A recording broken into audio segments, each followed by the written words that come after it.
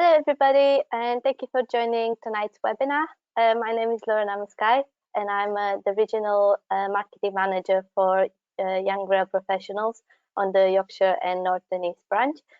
We are a volunteering organization who aim to inspire, promote, and develop the younger generation of professionals on the railway. We got a series of 2 webinars dedicated to networking, and tonight is the first one. If you do have any questions at any point, please just send them on the chat. And without further ado, I will introduce our first speaker, Maria Cliff, Head of Operations and Business Development at MRT. Thanks, Lorena. I'll share Maria, my screen. would you like to? Thank you. Let me know if you can see it. I'm hoping that works. Yes, we can see it. Thank you. Great. Thank you. So good evening, everybody. My name is Maria Cliff. As Lorena said, I'm Head of Operations and Business Development at MTR UK. And I'm absolutely thrilled to be talking to you this evening and sharing some of my practical tips I hope that you can take forward and use in your careers moving forward. So what do I want to talk about this evening? Well, I'm going to give you some tangible things that you can use. I'm also looking at how you can be proactive in your networking, but also how you can take a reactive approach once you've actually met and spoken to people around and about and in your network. What I'm going to do, Lorena, I'm just going to make sure that everybody can see what I'm doing, because this is my first time using this system, and as you can see, things don't always go to plan. So what I'd like to do... No pressure. Yeah, no pressure. I've got a few minutes. No pressure. Nina, you might want to introduce yourself quickly while I get to grips with technology. Yeah, okay. Of course. Yeah, I'd love to. So hello, everyone. Good evening. I'm Nina Lockwood. I'm the founder and director of Intuitive Talent Solutions. We are a executive search and recruitment business specialising purely on UK transport and in the main, the rail industry. We celebrated our 9th birthday a couple of weeks ago, so it's gone like a flash, but I can honestly say I wouldn't want to work in any other industry sector. I absolutely love working with our rail colleagues. We all really enjoy working with our clients and our candidates, and a big part of what we do is around networking. So this is a particular passion of mine, is this subject. So I'm really grateful to Lorena and YRP for inviting me to join in. And Maria and I know each other through networking. Obviously, yes. We've become friends. We share a love of champagne, and we kind of, it's just so lovely to be sharing the virtual stage with Maria as well. I'm really looking forward to hearing your presentation, Maria. Great, thanks. So, Lorena, I'm hoping you can see a big slide in front of you rather than the actual presentation. Is that correct? There is the slide and the next slide too. Brilliant. Okay, thank you. So let me tell you a little bit about me, who I am, and actually introduce you to my experience and my career in the railway to date. So I've chosen a snapshot of pictures in front of you just to show the variety of experiences that I've had, which range from working in rolling stock and depots. I've been fortunate enough to travel the world actually with some of the roles that I've done over the last 10 years, if I can believe it. I'm an old bird now in the railway, but I've also had some really interesting and quite unique experiences. So in the centre of the screen there, I was the face of a virtual consultation actually last year for East West Railway when they went out to do their non-statutory consultation for where they're going to build the railway between Oxford and Cambridge. And of course, over the last 2 years, the majority of people's interactions have been virtual. And I've been working from home for quite a lot of the time, but I've also, as you can see by the pictures, been able to get out and about. So I've spent a lot of time on stations, on trains, and also working in kind of virtual reality environments as well, through simulators and in the office as well. So I'm a bit of a jack of all trades, I think it's fair to say.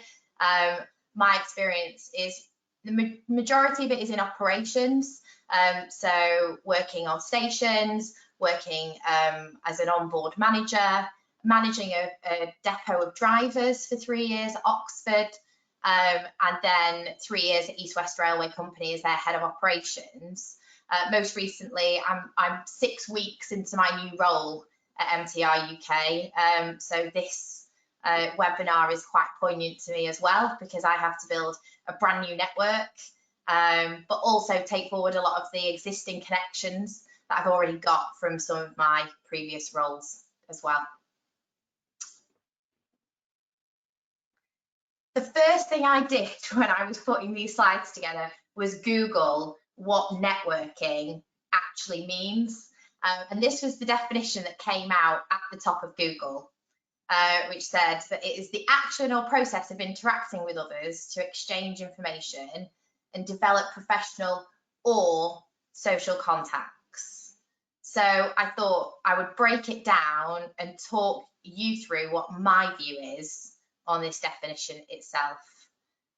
So interacting, well, I just touched on interaction at the moment, for a lot of people is virtual, but also for a lot of people who are actually out working on the ground in the railway, things haven't really changed. There's still a railway to run, and there's still people to get out and meet. But actually, for me, your network probably already exists, and it doesn't necessarily have to be the typical definition of networking in terms of conferences and events. Yes, they are absolutely great and definitely worthwhile attending and a really good way to build your network, but also even just in the kitchen, having a chat with somebody whilst you're making a coffee. So for you as an individual, decide how you want to interact with people. Look at where your comfort zone is if you're nervous or anxious about getting started, and build up your confidence. But there's a number of ways that you can decide to interact with people and essentially build your network. So exchanging information, well, what do you want to learn? What do you want to share with the other person? It absolutely has to be a two-way conversation, and you as a person will want to get things out of that discussion with them, but also they probably will have questions for you as well, and they'll want to learn more about you, more about your role, more about your future in the railway.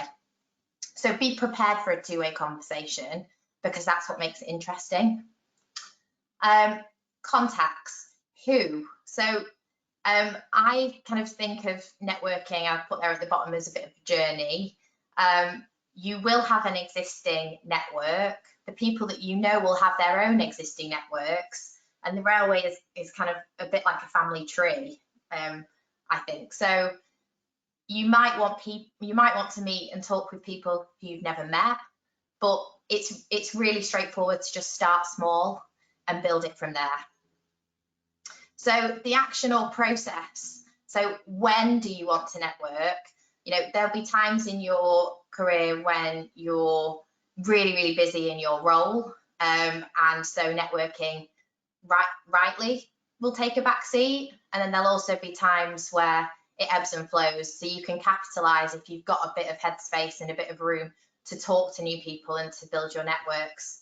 But acknowledge that it is a bit like your career. There will be ups and downs, and it will be easier at some times than others. So don't beat yourself up if you haven't met anybody outside of your own business for a little while.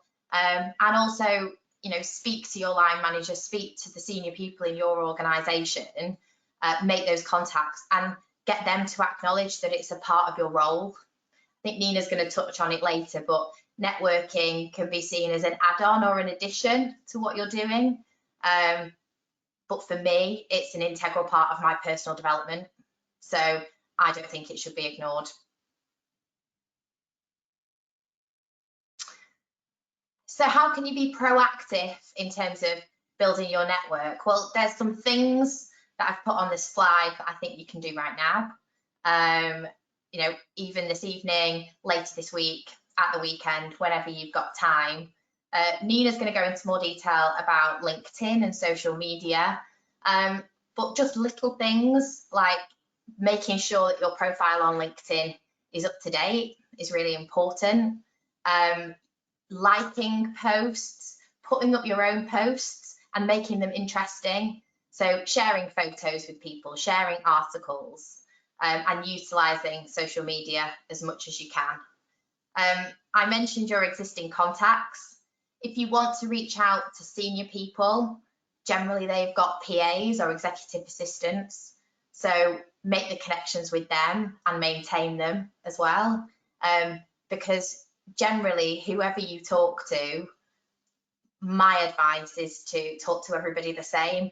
Be you, be authentic. It sounds really cheesy, but actually the assistants of senior people are the people who will remember you and allow you to continue to build your network through inviting you to events or making sure that that senior person has got enough time in the diary to see you, or if things have to be rescheduled, which inevitably they will, that session gets rescheduled and they'll see you as important and also talk to those senior people about you.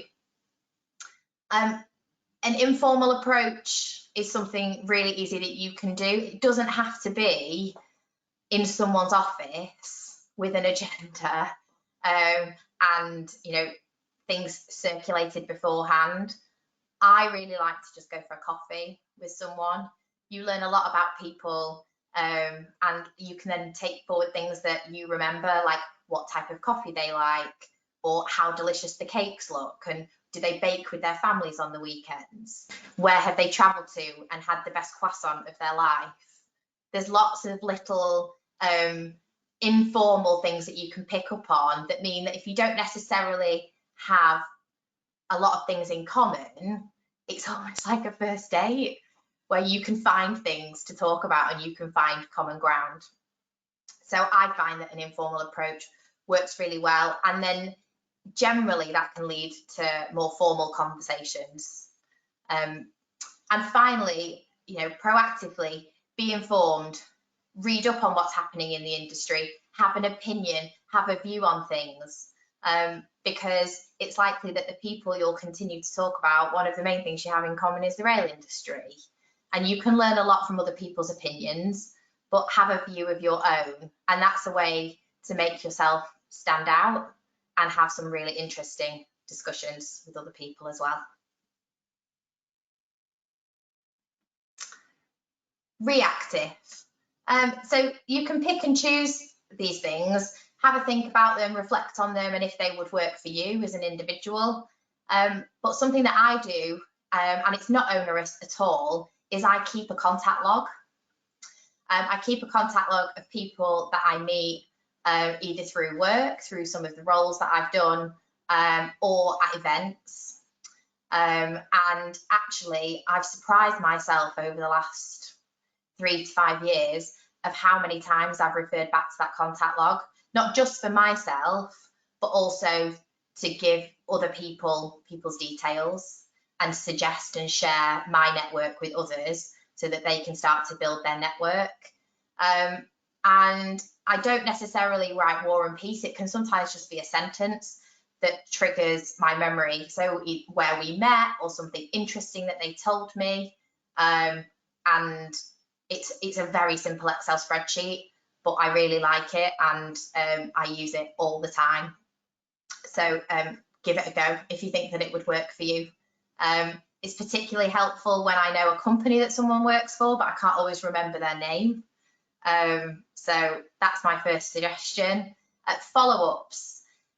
I mean, you don't have to treat networking like a job interview when you've met somebody, but it's always nice to just send a message after you've seen them. Doesn't have to be immediately, just to say thanks for taking the time and take care. And you know, in addition to that, plan ahead. So set a time frame for when you want to reach back out to that person. So it doesn't have to be 1 month, 3 months, it could be 6 to 12 months just to have a follow-up and just to say, how's things in your world? Let's go for a coffee. What are you up to? You mentioned you were working on X, or what do you think about Y? There's something new and exciting that I've heard about and I'd really like to pick your brains. So for me, once you've kind of had that initial interaction with whoever it might be, there's 3 suggestions there that I'm happy for you to plagiarize with pride and take forward to build your own network. So looking ahead, I mean, look, it's everywhere at the moment. The buzzword is the industry change. There is so much going on, and no matter where you turn, there's discussions about this. So I mentioned having a view and having an opinion. Well, actually, this is a really good way to start initial discussions with people, to use it as an icebreaker, because anybody who is interesting will have a view on this, and you can agree, you can disagree, you can learn a lot from people just by talking to them about what the industry change means to them.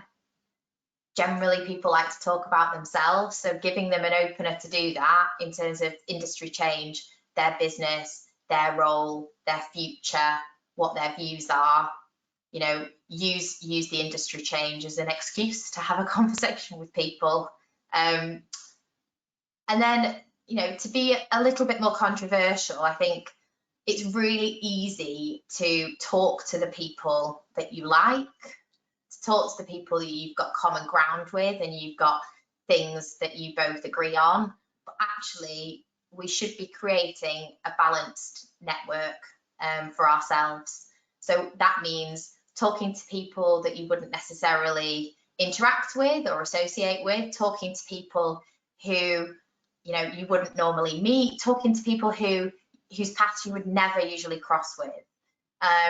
And sometimes it can be a bit awkward at first, but actually I've found that meeting someone who is the exact opposite of me are some of the most interesting conversations that I've had in terms of networking.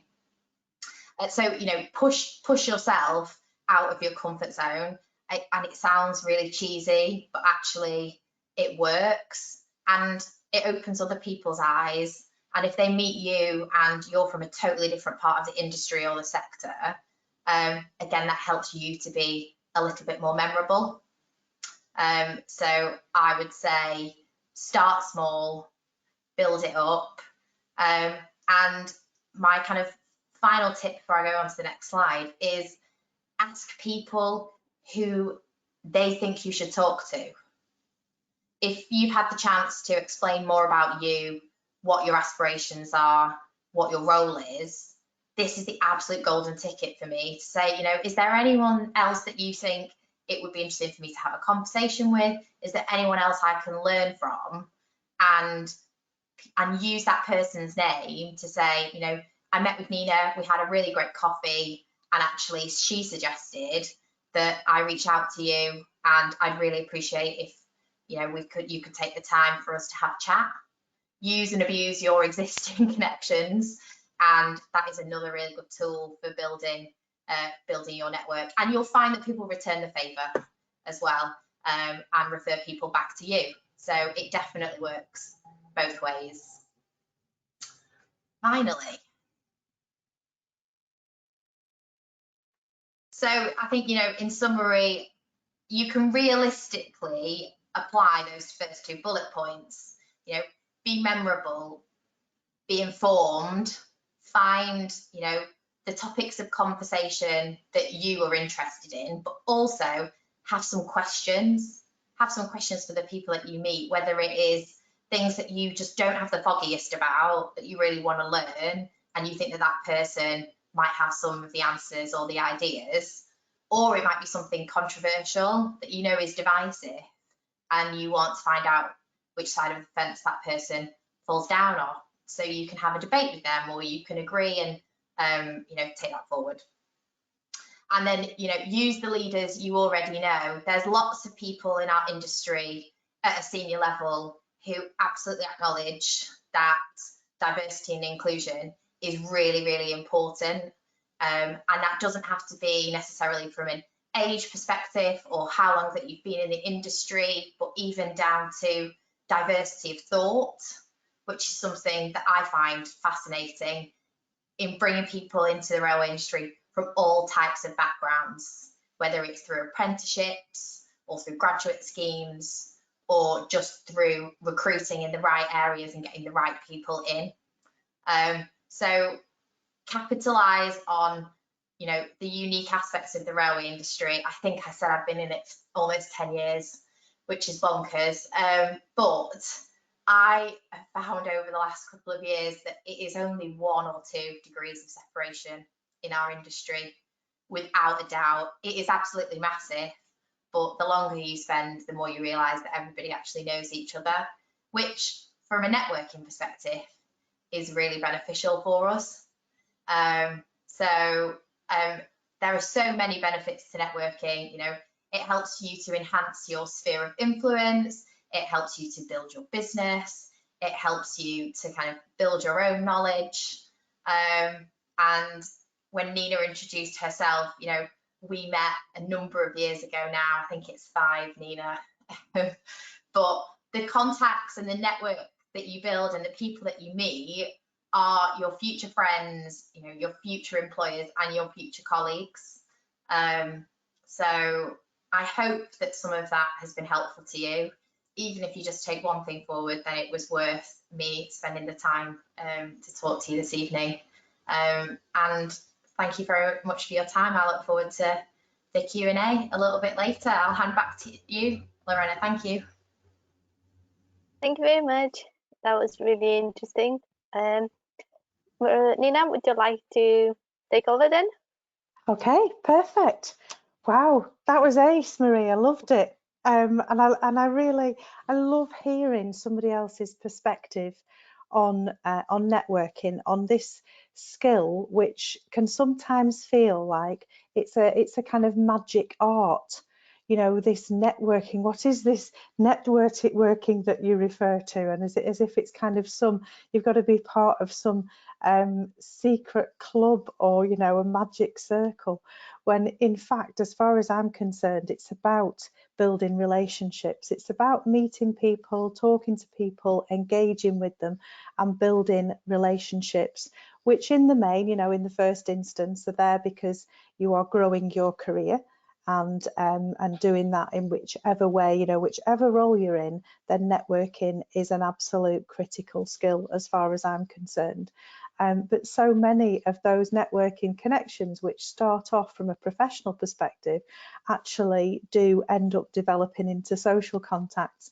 And I count myself so fortunate that since I came into the rail industry 9 years ago, there are so many people that I've met who I would definitely class as my friends now. You know, people that you'd want to be at a party with because they're really interesting. Got interesting stuff to talk about. So much of what Maria has said, I completely endorse. I think there's some really key points in Maria's presentation.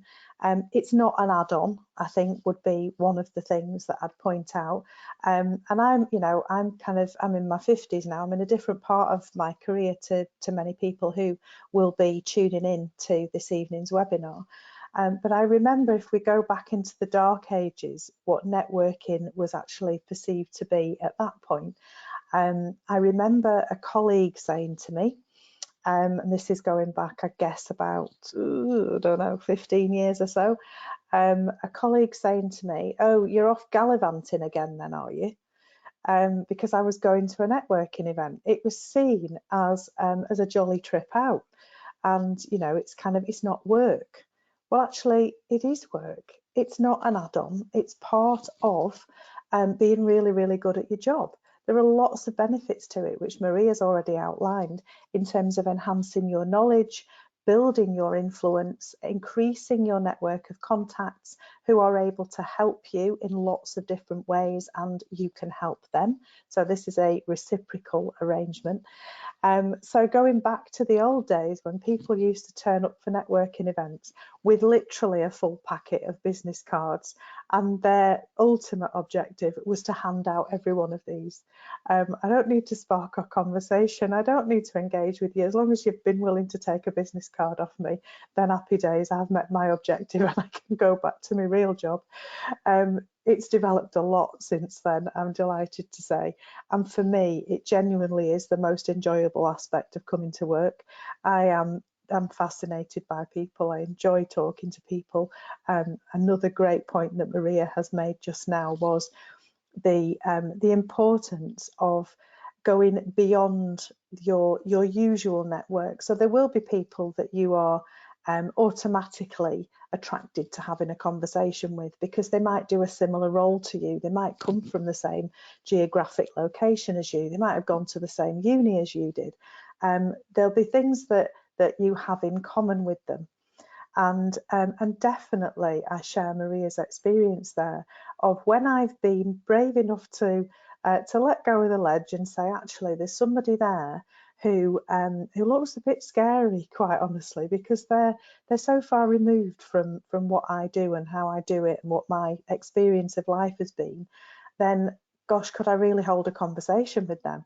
And when you do that, when you do let go of the ledge and you do spark off a conversation with somebody who's very different to you, it can be so rewarding on so many different levels. So I definitely advocate that. Go outside of your comfort zone when you're networking. So for me, it's about meeting people, it's about building relationships. And another point that I think is really important to make is that it can feel awkward or uncomfortable for everybody. So I'm in a book club with some amazing women in Manchester that I've met through the business community over my career. So a little network within the network. And these women are incredibly successful. Some of them have got their own businesses, some of them have got very senior roles in organisations. We had a conversation a few months ago where we were acknowledging that so many people will say to us independently, well, it's all right for you. You love networking. You can walk in any room and just strike up a conversation with anyone, whether you know them or not. I'm here to tell you that actually it is hard. It is hard, whatever level you're at in your career, walking into a room where sometimes you don't know anyone can be really daunting. So whoever you are. So I guess a practical tip there is to have something to talk about, have a question to start you off with. And my personal approach to this is to go in and search for someone who makes eye contact and ideally follows up that eye contact with a smile, and then I make a beeline for them and I'm off. And even if it is a kind of, what brought you here today? Why are you interested in the speaker? Have you been here before? There's a tried and tested networking opener, which is, have you travelled far to be here? Which can be quite amusing if you've all been on the same course of how to network and you're all asking the same question. But I think if you have a question ready when you walk into an in real life event, then that can sometimes make you feel more confident. But my top tip is always to try and get the delegate list early before the event. Have a look down and see if you know anyone. You can reach out through social media. You can say, I'm attending this event today, next week, whatever. Who else is going? Who else in my existing network is going to be there? It'd be great to say hello. So do a bit of research first. Put it out there that you're going to attend the event. And then when you get there, you've increased your chances already of seeing a friendly face when you walk in the door. But of course, it's not always just about in person. Networking isn't having to be in real life. And the fact is that I'm assuming you're all interested in networking because you've attended this webinar this evening. And we are networking now. So we're all doing that by virtue of the fact that we've joined in on this YRP webinar. But there are lots of other ways that you can network with people. You can pick up the phone, you can send a text, you can do a video chat, and of course there's social media. So that is a really great way of reaching out to lots of different people in your existing network and expanding that still wider. So there's more ways of doing it than in person, than in real life, and we've all had to get used to that over the last 2 years. And I will go back to social media. So as Maria said, I will expand somewhat on social media in a few moments. I think the second point in terms of my kind of list of things that's important, number one, it's not just in person. So don't limit your networking to thinking you have to be at a real life event with real 3D people. You don't, you can do it in other ways. Number two, listen. We have all been at the mercy, I'm sure, of somebody who seems to have an objective of getting as many words out as they possibly can during the so-called conversation that they're having with you. You've been spoken at, you've been pitched to. Networking is not pitching or selling. It's not handing out as many business cards as you can, and it's not schmoozing and boozing either.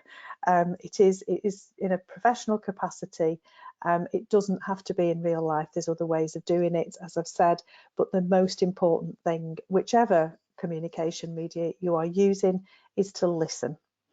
It is far more interesting, actually, I'm going to use the same word over and over again here, but what is more effective, as far as I'm concerned, is to be interested rather than strive to be continually interesting. You don't have to be the one that's sharing all the information. You can be the one that asks a couple of really good questions, very straightforward questions. Tell me more about your role. Tell me more about the business you work for. What do you think about the topic that the speaker's using today? What do you think about this thing that's happened in the industry, as Maria was saying earlier? You know, use the fact that we're going through such a period of massive change. What do people think of that? So have a couple of questions that you can ask, and then stop and remember that ratio, 2 ears and 1 mouth. Use it in that order, and be prepared to listen, because that's a nice feeling when you're engaged in a conversation and the person that you're engaged with is willing to listen to the answer that you've given them. It is a really nice, warm, fuzzy feeling. Be positive is another one. I don't think it's just me who doesn't like a moaner or a complainer or a negative Nelly, however, you know, whichever title that we're going to give them, but be positive. So one of the networking events that I've really thoroughly enjoyed attending over the last 9 years has been the Rail 100 Breakfast Club. Kickoffs at 7 a.m.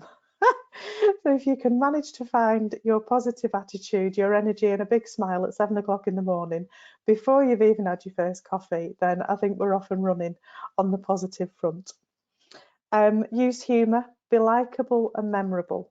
So again, this is kind of being the best version of yourself. If you're going to attend a networking event, you're going to drop someone a message about being positive, using humour, make yourself as memorable as you can. When it comes to attending networking events, whether that's in real life or whether it's virtual, quality is more important than quantity. It's probably the same in every area of life, to be honest. So it's important to understand why you're attending that event. Why is it interesting to you? You've got a better chance of meeting people who share the same interests as you if you've kind of been selective in the first place. Are you going to learn something? Are you going to have the opportunity to meet someone that you've heard of but you've never actually met, and this is an opportunity? So be selective about the events that you're attending and think about what your objective is and why it might be a valuable use of your time to do that. Maria mentioned this one as well, be informed. It's really important to know what's going on in your industry sector. It makes you a more interesting person, and it means that you can contribute to conversations with confidence because you know what people are talking about. So for me, that looks like I subscribe to Rail Magazine, to Modern Railways, to Passenger Transport. I get the railbusinessdaily.com newsletter in my inbox every morning. I've got a really good idea of what's happening in the industry, as well as the icing on the cake for me, which is the conversations I'm having every single day with people in my own network who give me their views, their knowledge, their experience, and their kind of comment in terms of what's happening in the industry, which is really interesting to kind of put the meat on the bones of those media headlines. So, so lots of things are in and around kind of what is networking, and some tips from me in terms of what I've learnt along the way. Another key word, again, just to reinforce what Maria has said, be authentic. This is like, if you go into this and try to be something that you're not, or someone that you're not, it just becomes hard work, and people can see through it. So I think being the best version of yourself in this situation is really important. Sharing your network with other people is also really important. And in my experience, which is quite considerable these days, people are very, very willing to help. You just have to ask them. So even the most senior people in our industry, who are kind of right at the top in the exec positions, have accepted offers of help. And I've picked the phone up, I've sent them an email, I've said, can you have a chat with this person? They've got this particular challenge at the moment. I think your experience could help them, give them some guidance, etc. And people have always, without exception, been prepared to help. You've just got to ask the question in the first place. Don't sit and wait to be invited. So in relation to the social media side of networking, then I think this is absolutely critical these days. So LinkedIn and Twitter are my two social media channels of choice. There are other ones out there available. I use Instagram and Facebook personally, but I don't necessarily connect with people from a professional perspective on those social media sites. I don't necessarily think everyone in my professional world needs to see my holiday photographs or what I had for tea on Saturday. So that's personal choice. For me, it's LinkedIn is the key, and I do like a bit of a dabble in Twitter. I would say that both of those at different times in my career have been incredibly important and continue to be, and I would describe both of them as a warm-up act. You are giving something away by the posts that you make, which tell your audience and your connections something about you. So on my Twitter account, which is just at Nina Lockwood, you will find plenty of stuff about me personally. Probably not holiday photographs, but although there was a few last year when I was in Scotland, because it was just so stunningly beautiful. But I tend to share things about what I've done at the weekend, or what I enjoy, or what TV program I've watched, or whatever. And I'm very comfortable with that, because I think that gives my connections a flavour of who I am, what I stand for, what my personal values are, what kind of things I enjoy, and it is very much a warm-up act, so that people start to get to know you before you've even met them. I am always my authentic self, whichever social media channel I am using. I don't try to be anything I'm not. I'm from the north. I am of a certain age. I enjoy certain things. I love my job. I'm very passionate about my friends and my family. That is what you get, whatever social media channel you look at. So be yourself, be consistent. LinkedIn is really, really important. If you have got an ambition to have a great career ahead of you, then I would say to you that my biggest piece of advice is to make sure that your LinkedIn profile is showing who you are and what you do, that you've got a decent photograph on there, which is a headshot. It's not a holiday photograph. It's not you in the pub. It's a professional photograph that you would be happy for future employers to see. And then that you have a LinkedIn strategy, that you don't just sign up to it and sit there waiting for somebody to connect with you, that you do dedicate a period of time every day or every week, that you build your network, you reach out to people of interest that you would like to be connected with. So in other words, you would like to see what they post, you're interested to know what they think, you think that they would share information and knowledge that would benefit you in your career, in the job you're currently doing, but also give you some food for thought for the future. So it's important to engage. And by engage, I mean that you have a decent profile, that you post, that you actually share information. That might be something you're working on, an event you're going to, an article you've read that you think might interest other people in your network. So it's important to post regularly so people can see you appearing on their timeline. They'll get to know you, that then there's a familiarity of who you are, what you do, what you're interested in. Engaging with other people's posts. So when you're looking at something, if you like it, you want to celebrate it, you can click a little button that says you like it.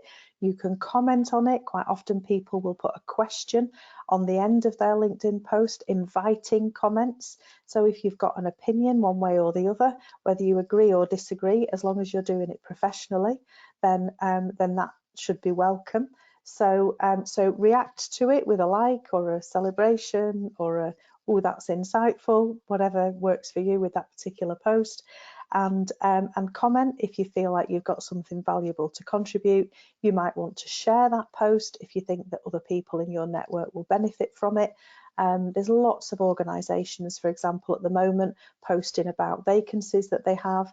I will generally comment on that post so that my network can see that there are vacancies out there, because people may well be looking for a new role. And so there's lots that you can add to that. And keep on top of it, keep engaged with it. And again, my view on this is that LinkedIn is not an add-on. It isn't something that you know, that you kind of do once in a blue moon when you remember. I genuinely believe that if you are serious about your career and you are serious about networking being a key component of success in your career, then you need to get your head around LinkedIn. I'm happy if anyone wants to connect with me and I can share information with you, then I'm very happy to do that. But it is important. It's definitely a good way of getting your name out there. And one of the photographs actually on Maria's slide, on the second slide, then Maria appeared with Lee Payne, who many of you might know through YRP. So I met Lee when he was still in the army. He was looking for a career in the rail industry. He reached out via LinkedIn with some really senior people in the rail industry. And honestly, his career went from strength to strength so quickly because he was putting himself out there regularly, sharing his thoughts, his views, and what he was looking for as well. He was quite upfront about that. So he was a really interesting and really positive example of how LinkedIn can work for networking, because his grew like Topsy. So I think I've probably talked at you for long enough. I do hope that there's some good questions out there. I've really enjoyed the opportunity. Lorena, thank you so much for inviting me to take part. I'm very, very open to connecting with anyone who would like any further information. And yeah, I'll be quiet now and hand back over to Lorena to facilitate the Q&A. Thank you very much. Just wanted to say thank you to both of you for saying yes to doing this tonight and being here, and it's been great. And yeah, I guess what you said about reaching to people on LinkedIn is probably the best examples, because I approached both of you on LinkedIn, and are you here tonight? Yeah. So thank you very much. I fully expect to have at least 10 requests. Lorena, of people adding me, which of course is fine. Yeah, absolutely. Yeah, we do have a few questions. If you would like to, if you could answer, please. What would you say that people can do to help prepare themselves when they're not comfortable to speak into new people? Ooh, do you want to go, Nina, and then I'll follow? Yeah, I think I would acknowledge again that we all feel like that. So it's always a facing. I can remember a particular event that I went to. It was at the Drapers Hall. It was very, very early on in my rail career, and there was this great big sweeping staircase up to where everyone was standing waiting for the event to start in the kind of coffee area beforehand. And I walked up, and all I could see was this sea of trousered legs. So I was pretty certain that that this was an all-male environment. There was, in fact, there's about 60 odd people there, and there was 3 women at the time. It has changed, so networking has got better since then, I would hasten to add. But this is about 8-9 years ago, and what a facing walking into that room. So just to kind of again repeat, we all find it uncomfortable. It doesn't come, I don't think it comes easy to anybody, but I do think that if you are feeling uncomfortable, that you, a few of the things I guess I mentioned earlier, see if you can get hold of a delegate list first Identify whether there's anybody else who's attending that event that you already know, so you can reach out to them first and perhaps arrange to meet them at the entrance to the event, walk in together, spend the first few minutes together. I would counsel against staying with them for the entire event, because that kind of defeats the object. But if you're both feeling nervous, walking in together can work really well. If there isn't a delegate list or attendee list that you can get hold of, reach out through social media to see is anyone else going. Put it out there that you're attending and you'd like to know if anyone else in your network will be there, because it would be great to say hello. And I guess my third one, again, repeating myself, apologies, but I think that having that, there's a really good friend of mine that shared this with me years ago, and she said to me, just have 3 or 4 questions that you can ask, that if you're in a situation where you can spark a conversation off with someone, you obviously do the hello, how are you, I'm Nina, it's really great to meet you. And then once that you've done the introductions, then you've got, 3 or 4 questions, choose one of them and off you go, and ask for their view on something. It could be something to do with whoever's speaking at that event. It could be an industry event that's happened that's been in the news. It could be a general current affairs event. So be informed, have some questions kind of in your armoury before you go. And then if all else fails, pretend you're someone else who you think is always really confident and just channel them. So I've done that a few times and thought, right, okay, what would Helen do? I'll just do that then. So I have a friend who's always appears to be super confident in these situations. So I just kind of, right, okay, I'll just pretend to be her for a bit.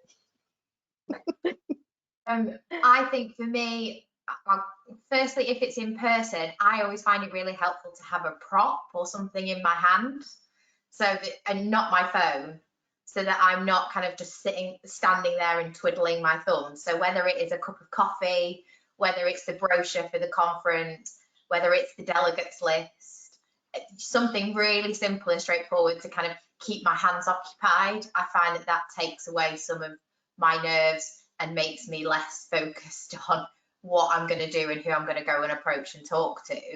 And then I think virtually, if I'm meeting somebody, I mean, quite a lot of the time I'm here in my garden office and people point things out behind me, whether it's the collection of Lego and Star Wars stuff that's behind me, or the plan or the colour of my sofa. Before we started this, Nina and I were talking about the colour of the sofa. If it's something that's virtual, if that person has got their background unblurred, it means they're open to talking about where they are, what's in the background. If someone's got a really interesting picture, or if they're in the office, use that as an opportunity to make conversation with somebody that isn't necessarily related to the topic that you're going to talk to them about. So that would be, I think, my tip, Lorena. Thank you. What would you say are the most common or preventable mistakes people make when networking?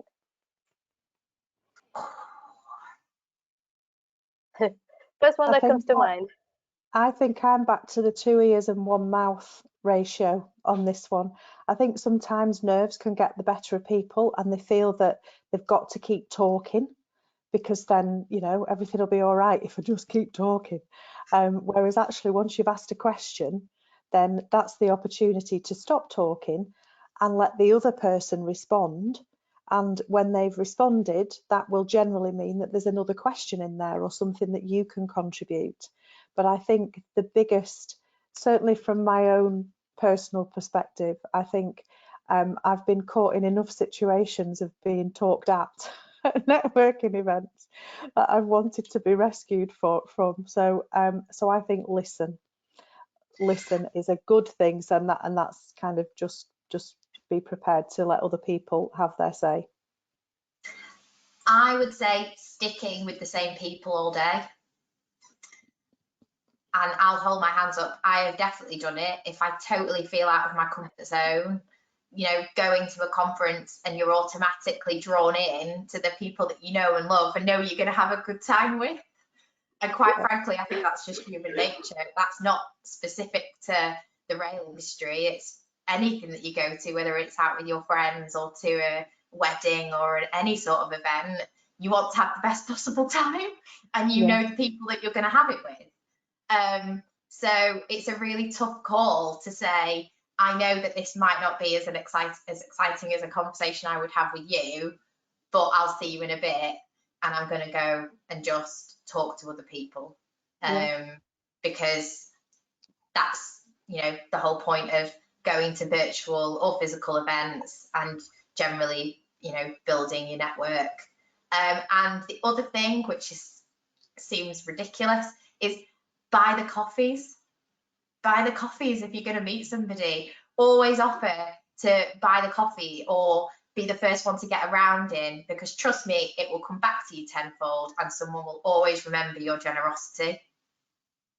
So don't be stingy is the other common mistake, I think.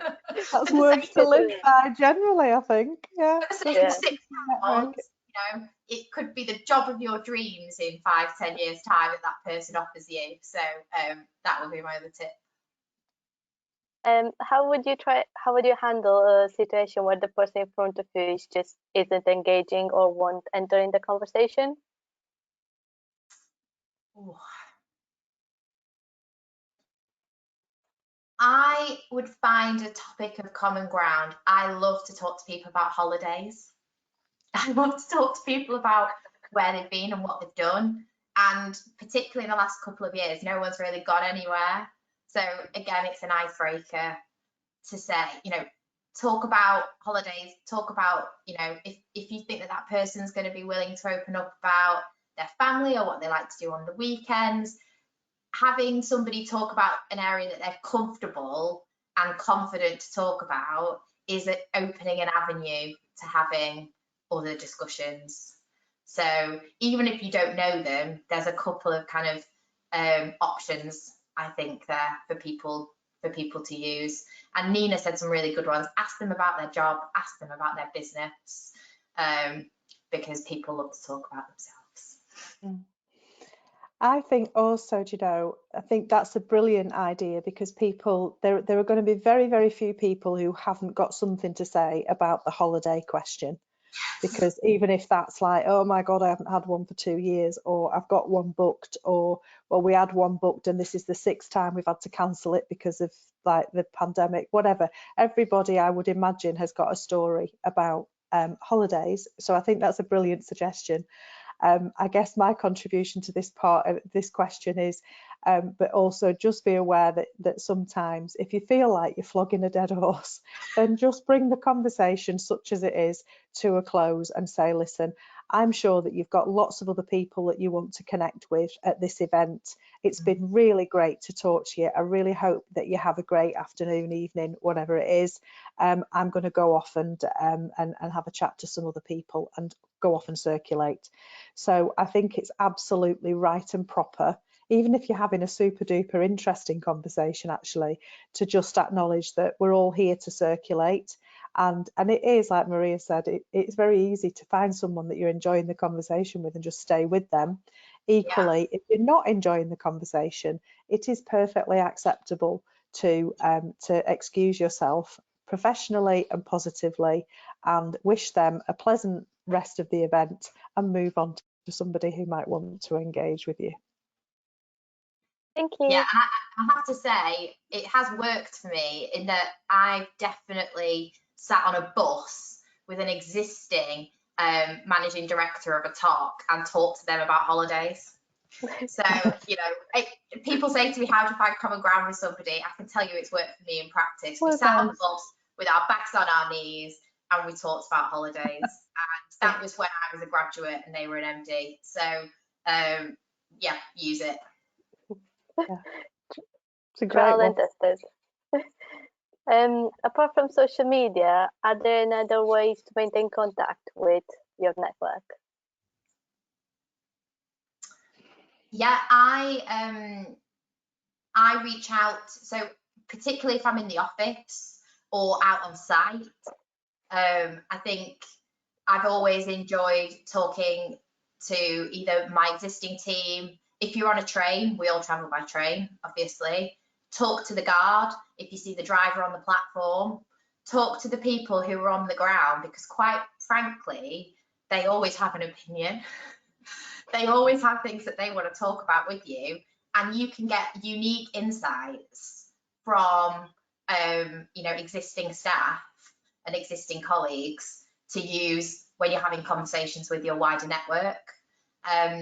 So when you're out and about, you know, they have a uniform on generally, or if they've got a name badge, you know, that's one of the other great things about the railway. You know, operational staff have name badges, so you can call them by their name, and then it's a personalised conversation. But asking the question when you're out and about, you know, of your superiors and your seniors about who they think you should talk to, you know, generally they'll go and check that that person is okay to share their email or their phone number, or you can just add them on LinkedIn with a little message, and then meet them in person and have a coffee. I always say, I should have said, I'm always the one that says, I'll be flexible. I know you're really busy. I know you've got a really demanding diary, so I'm more than happy to work around you, you know, depending on which locations you're going to be and when, and you know, you be adaptable and you make your diary work so that you can meet them in person rather than virtually, and then you can make that in-person connection. Yeah, I agree, and I think, you know, there are other methods of communication that are really effective. So picking the phone up is a good one if you've met somebody and perhaps you haven't spoke to them for a while, or an event triggers a thought that says, oh gosh, you know, we were chatting about that at that event with that person, and just pick the phone up and say, have you seen the news? Have you seen this announcement? What do you think about this? So picking the phone up. I would say that texting and WhatsApping is perfectly acceptable these days in terms of a method of keeping in touch with people. It's quicker. So if your diary is under a massive amount of pressure, then to drop someone a quick text or a WhatsApp to say, you were on my mind today, this has happened, that's happened, or actually just, how are you? So I think, you know, even just to touch base with someone very, very quickly, I think that works really effectively as well.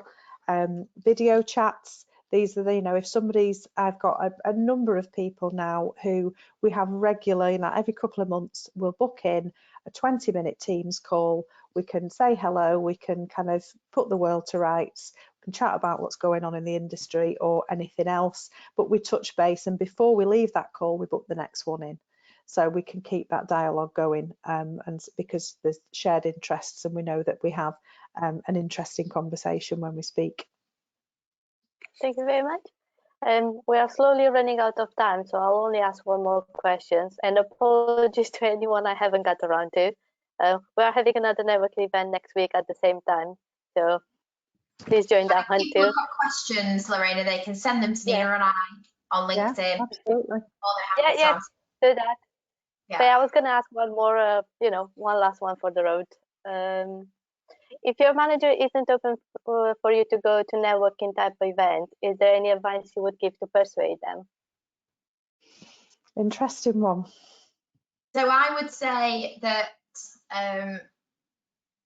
when you discuss with your line manager your objectives for the start of the year, and when you do your mid and end of year review, there should always be room for role-based objectives and then personal or professional development objectives.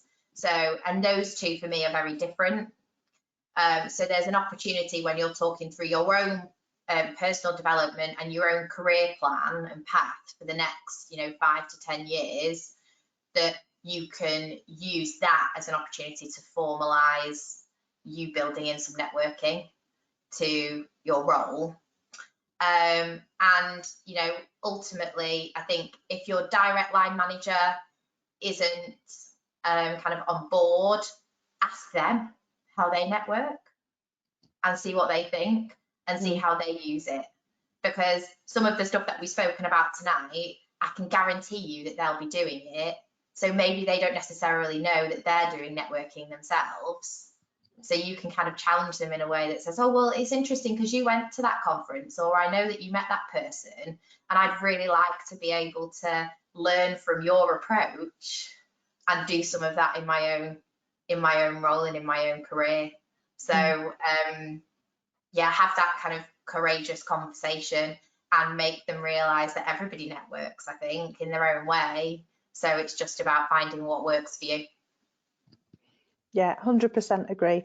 I think that my approach would be to make sure that your manager understands what the benefits to the business are of you going to a networking event. So in order to be able to communicate those benefits, you need to understand what your objectives are. So clearly, if you're going networking because you're looking for a new job, probably don't share that one. But what's the benefit to the business? How will you perform your role better by going to that event? Is it because the speaker is talking about something which is relevant to the role that you're performing? Will there be other people there who are doing a similar role to you and you can share best practice, which will mean that you enhance your knowledge and you are able to do your job better as a result?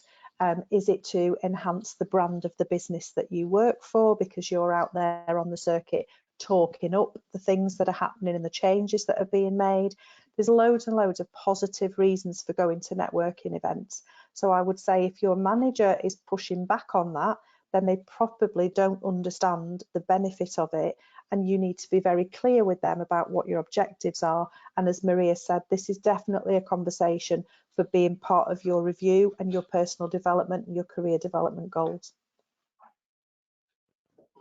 Thank you very much. We did overrun a bit by a couple of minutes, so I'm going to call this to an end. But just wanted to say again, thank you very much for joining, Maria and Nina. It's really great to hear you, and it's been really, really helpful.